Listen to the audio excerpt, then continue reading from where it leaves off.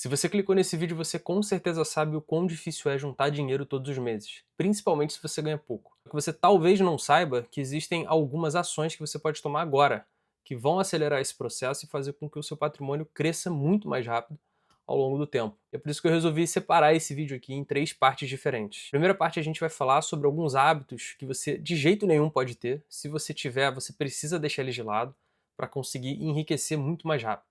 Se você, na verdade, quer enriquecer, você não pode ter esses hábitos.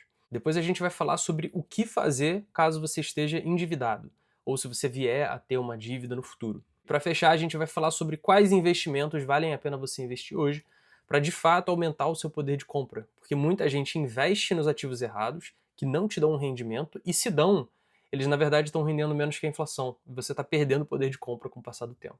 Antes da gente começar, a única coisa que eu queria te pedir é para você deixar um gostei aqui embaixo, você se inscrever no canal. Vou ficar muito feliz de ver que uma pessoa sequer ficou satisfeita com esse conteúdo, que eu ajudei de fato alguém. E se você tiver alguma dúvida, você pode deixar aqui nos comentários também.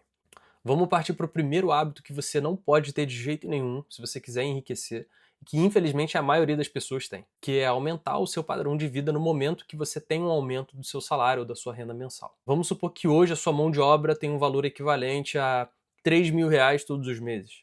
E você consegue desses R$ 3.000 guardar R$ 500. Isso significa que dentro de um ano você vai conseguir guardar ou investir R$ 6.000. E isso aqui vai fazer uma diferença muito grande quando a gente estiver olhando para juros compostos ao longo do tempo. Só que é extremamente comum, com o passar do tempo, que a nossa mão de obra vai ganhando valor. A gente vai se especializando mais, a gente vai conseguindo aumentos, por exemplo, se você estiver trabalhando numa empresa, ou com o passar do tempo, se você for empreendedor, a sua empresa começa também a gerar mais lucro. E digamos que ao invés de R$ 3.000, agora sua mão de obra vale o equivalente a 4.000, ou seja, você aumentou em R$ 1.000. O que a maioria das pessoas vai fazer é aumentar o padrão de vida delas em R$ 1.000. Então ela vai continuar guardando aqueles R$ 500 que ela já guardava, só que os R$ 1.000 a mais ela vai usar para quê? Vai comprar um carro, vai tentar financiar um imóvel, vai tentar comprar um telefone, por exemplo. E o que acontece na prática é que você vai enriquecer no mesmo pace, você vai enriquecer no mesmo período de tempo, porque você ainda só está guardando R$ 500 todos os meses ou R$ 6.000 ao longo do ano. Na verdade, você pode até acabar enriquecendo mais devagar, porque se você compra um carro, você vai ter novas despesas que você não tinha antes. Por exemplo, você vai ter que pagar por manutenção, você vai ter que pagar impostos que você não pagava. Se você tiver algum acidente, você tem que ter um seguro também para estar coberto e não se ferrar tanto. Então você vai ter que pagar um seguro que você não tinha que pagar antes. Então talvez daqueles R$ 500 que você consiga guardar, você agora não vai nem conseguir guardar eles, ou guarde muito menos ao longo do tempo. E o que seria a coisa correta a se fazer? Se você conseguiu ter uma valorização da sua mão de obra de R$ 3.000 para R$ 4.000, você deveria manter o seu padrão de vida, que antes com R$ 2.500 você conseguia fazer, e ao invés de guardar R$ 500, você ia guardar o triplo desse valor. Você ia conseguir guardar R$ 500 mais os R$ 1.000 de valorização. Você ia conseguir guardar R$ 1.500 todos os meses. E ao invés de guardar R$ 6.000 todos os anos, você estaria guardando R$ 18.000. E se a gente levar em consideração esse valor com os juros compostos dos investimentos, você mais que triplicaria esse valor. Ou seja, você levaria menos de 3 vezes o tempo que você já ia levar para atingir um objetivo.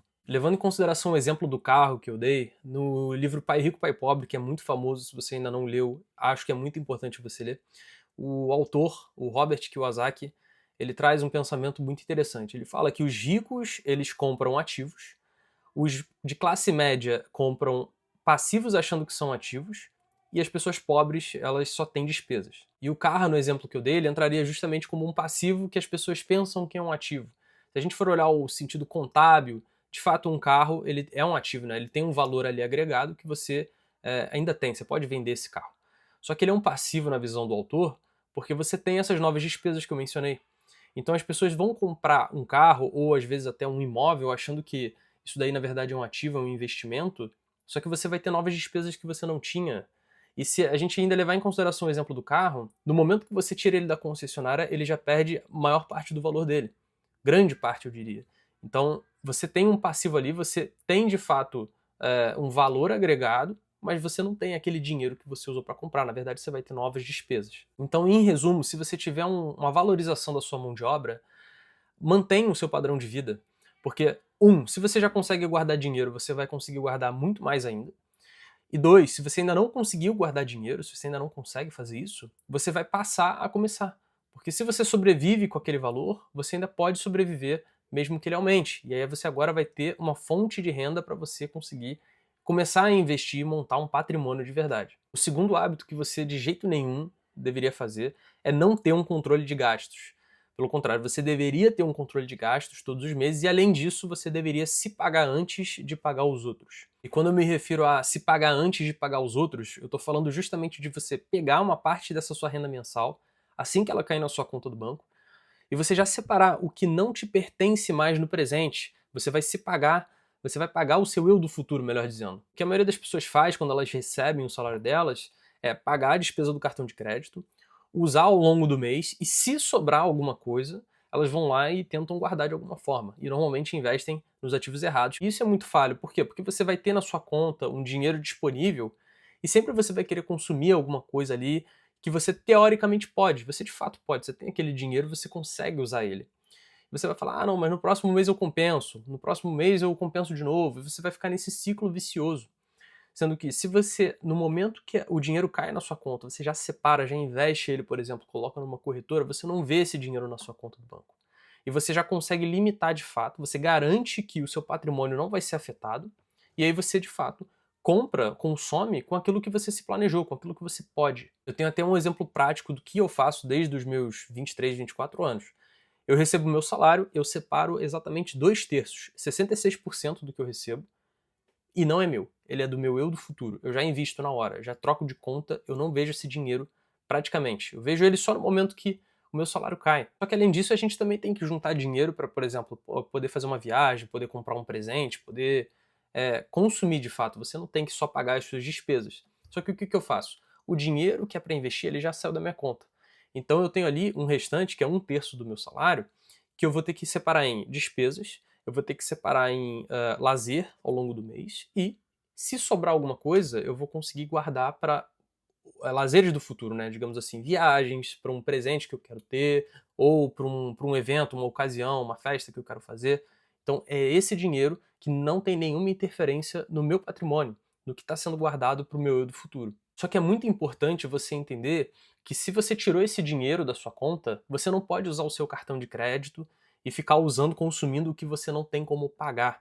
Porque senão você está fazendo, você está trocando 6 por meia dúzia, né? Você vai estar literalmente aumentando a sua dívida com o banco, e aí você vai ter que tirar desse seu investimento, do seu patrimônio, do dinheiro que você não deveria tocar para pagar. Então não faz sentido, você não precisa só fazer isso. Você também precisa ter um controle dos seus gastos. Você tem que se limitar, saber até quanto você pode usar, por exemplo, do cartão de crédito. E falando em ter dívidas, a gente sabe que essa é a realidade da maioria dos brasileiros. E muita gente não sabe o que deveria fazer. Porque o que eu estou falando aqui é de guardar dinheiro. Só que a maioria das pessoas, talvez, que estejam assistindo, elas têm dívidas para pagar. E aí o que você faz? Você tenta investir e pagar um pouco das dívidas, ou você só investe para no futuro pagar essas dívidas, ou você só paga as suas dívidas? Então a resposta é, na maioria das vezes, vale mais a pena você quitar a sua dívida logo. Não foque em fazer o que eu estou falando de guardar o seu dinheiro para o seu futuro, porque a sua dívida ela vai crescer ao longo do tempo de uma forma mais acelerada do que os seus investimentos para o seu eu do futuro. Então é um buraco, é um ralo que existe ali, um rombo que você tem que tampar o quanto antes, para depois sim você começar a montar o seu patrimônio, começar a focar no seu eu do futuro. Dependendo da dívida que você tenha, você pode sim ter uma taxa ali que renda abaixo dos seus rendimentos, principalmente hoje que a gente está com uma renda fixa muito atrativa, com um retorno muito grande. Então isso vai variar de caso para caso, mas na maioria das vezes eu digo tranquilamente que faz mais sentido você quitar essa sua dívida antes de começar a juntar o seu dinheiro. Digamos que você não tenha mais uma dívida, ou você nunca teve, que seja. O que você vai fazer então com esse dinheiro que você está guardando? Você vai, obviamente, investir. Mas aonde? Não invista na poupança. Porque a maioria das pessoas vai investir na poupança pensando em segurança. Só que ela, é tão segura quanto outros investimentos que rendem muito mais. E dois, ela pode até render menos do que a inflação. Isso significaria você, na verdade, perder dinheiro. O número você vai ver aumentando. Ela vai, de fato, gerar um valor ali. Só que o dinheiro, a nossa moeda, ela está perdendo valor com o tempo de uma forma muito mais rápida do que você está conseguindo multiplicar o seu dinheiro. E aí, no final das contas, você está perdendo o poder de compra.